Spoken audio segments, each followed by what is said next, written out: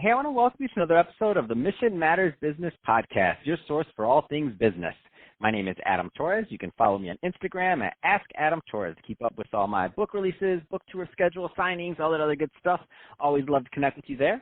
And as always, if you'd like to apply to become a co-author of one of my upcoming books, just head on over to the website, missionmatters.com, and click on Become an Author to apply.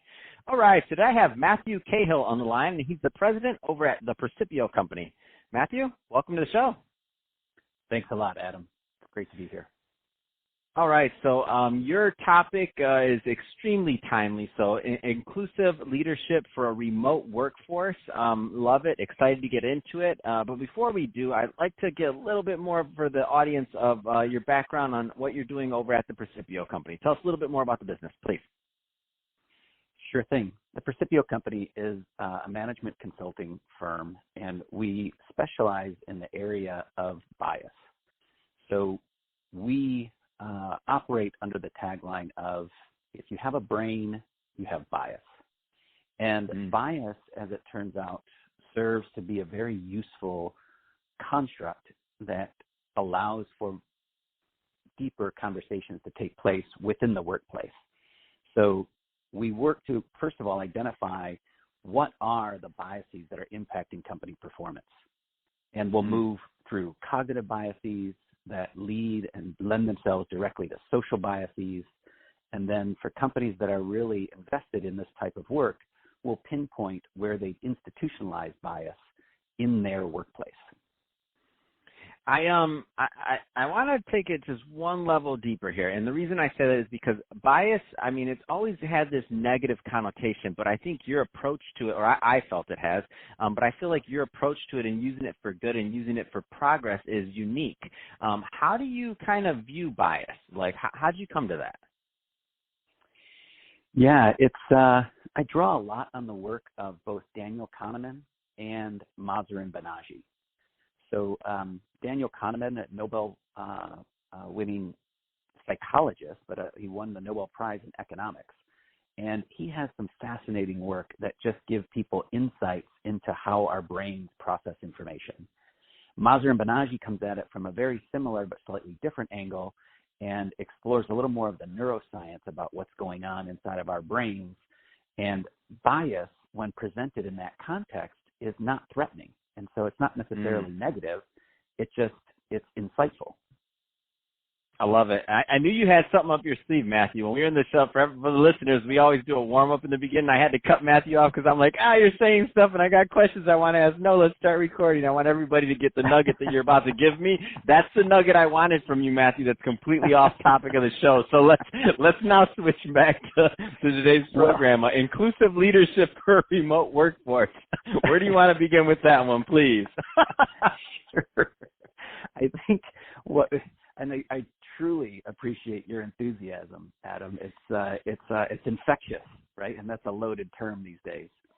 But the tagline that's often used with the Precipio Company is that hidden biases that impact company performance.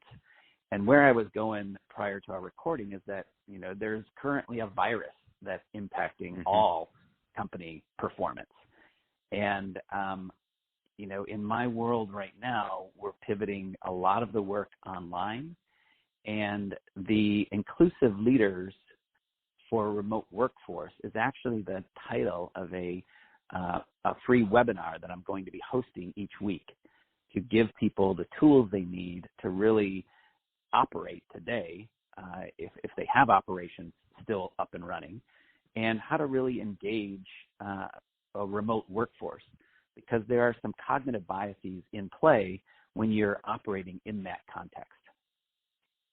What are some of those biases? Or obviously, we're not going to have time to go into all of them today, but it's just what are some of the things that you notice? And because I want people to look at that, to watch this webinar, first of all, because we're all going to have to shift to a certain amount online. I mean, this is, when I say new norm, I don't mean that in a cliche way. I think it's a new norm in terms of an opportunity of people shifting their bias to wanting to thinking everything has to be done in an office, right? Like it's a millennial thing. Only millennials can work from home or this or that. that, or it's this thing. And now people are thinking, oh, wait a minute, they may have had something, something may be good about that, being able to be closer to your family and some of the other things. So there's some benefits there. I'm not a real silver lining kind of guy, but I do see some benefits that are already happening. So what are some of those biases that you find?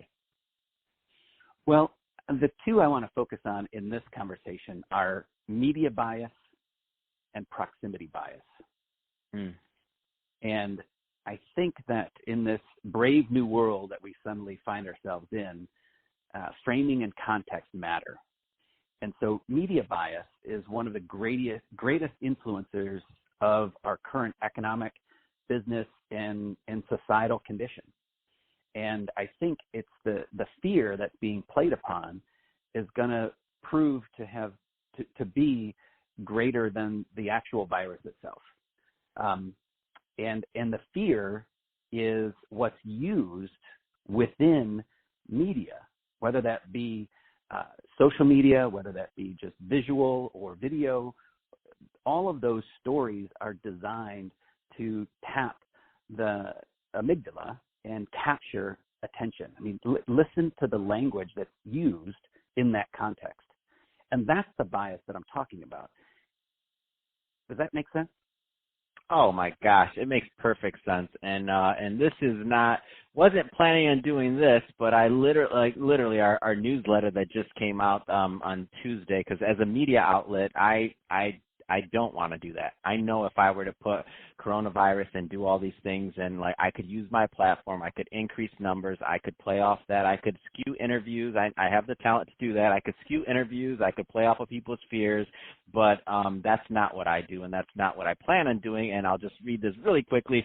I put media is a tricky thing. Reporting fear using scary images and spreading less than credible information for traffic viewers is unfortunately good for business with many news outlets. We will remain consistent with our approach of sharing stories that inspire, motivate, and spread hope. I'm doing 59 interviews this week. Our team will continue to work hard for you and appreciate your support. Together we march on. Like, that's the message that my media outlet puts out. And so you're right, though. And that other part of it, it's spreading something that we don't need to be spread, in my opinion, that fear. And it's just not right. Yeah, I think, when I just do a cursory analysis of headlines and content, there is an incessant fixation on two data points: the number of new cases and the number of deaths. And I'm convinced that if each COVID-19 story included just one additional data point, the survival rate, the impact and the perception and therefore the reality would be very, very, very different. I love it. It's great. And so what was this? There was a second bias you wanted to highlight. One was media. What was the second?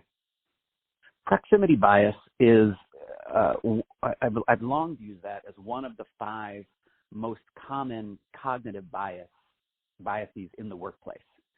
And so proximity bias is our natural tendency. It's an unconscious mental process to just favor that which is closest to us by time and space. And so under normal conditions, that plays itself out, when you think of a global workforce where a team in Singapore may be working together collaboratively with a team in San Francisco or a team in London, but, there's an implicit challenge in that because of the distance, right? And so proximity bias is very, very present in a global virtual workforce. Now it's paramount that people have an understanding of what it is, and then, avoid the blind spot commonly associated with proximity bias. And that blind spot is just assuming, in your preparation for a meeting, you're taking the same approach that you would if you were all in the same space together. And there are far more effective ways that you can structure that time together to have it be perhaps even more productive than it would be if you were all in the same room together. No, I love it, Matthew. This has been a really great and insightful conversation. Really appreciate you coming on the show today. If somebody's listening to this and they want more information, what's the best way for them to get it? Well, it sounds trite, but percipiocompany.com, and Percipio, COMPANY, Percipio Company, all one word, .com. Awesome. Well, hey, again, really appreciate you coming on the show today and sharing more about what you're doing. And to the audience, as always, thank you for tuning in. Hope you got a lot of value out of this. Hope you had a lot of fun listening because we had fun making this and bringing it to you. So if you did, don't forget, subscribe to the podcast. Leave me a review on the Apple iTunes. And if you're watching this on our YouTube channel, Mission Matters Business, definitely give us a subscribe there and leave us some comments in the video section. Love to hear your thoughts and what kind of projects you're working on. And thanks again for coming on the show.